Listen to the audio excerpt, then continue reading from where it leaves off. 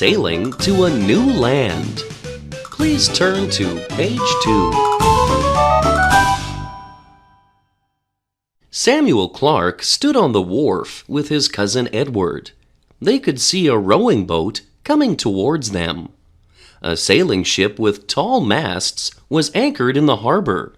Samuel thought it was a beautiful ship.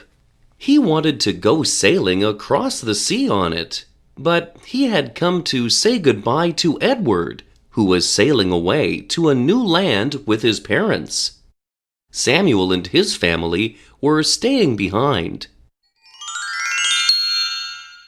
Edward went down the steps and sat in the rowing boat which would take him out to the ship.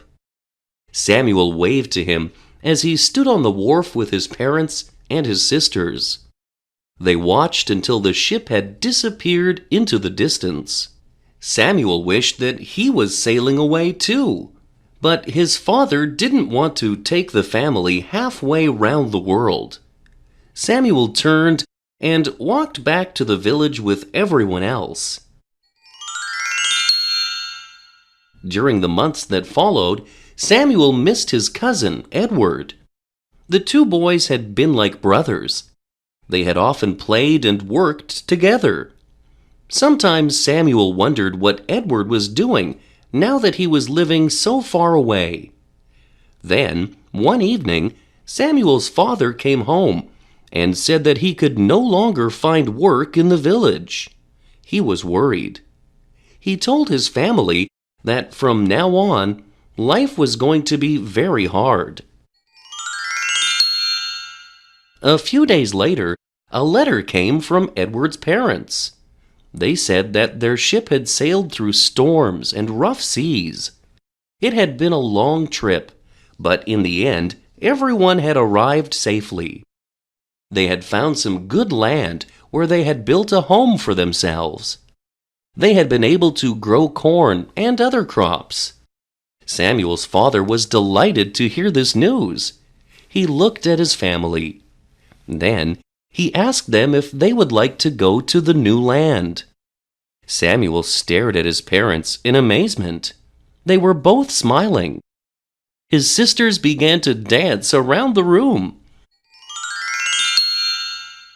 The time passed quickly as they packed their belongings. Before long, they were all on the ship together. When Samuel went below deck, he could hear water lapping against the sides of the ship. Soon, he would be sailing away on the high tide. The great adventure was about to begin. At first, the weather was fine and the sea was calm.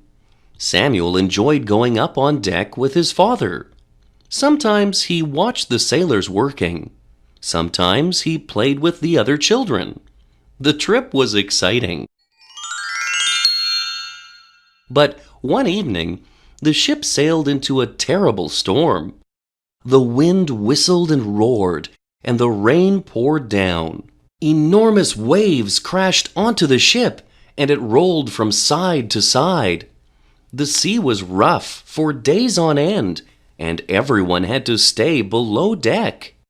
It was dark and very crowded. Many people were seasick.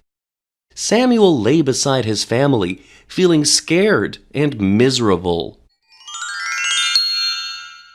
Then, early one morning, Samuel awoke to find that the ship had stopped rolling. His father took him up on deck, and there he saw the most wonderful sight.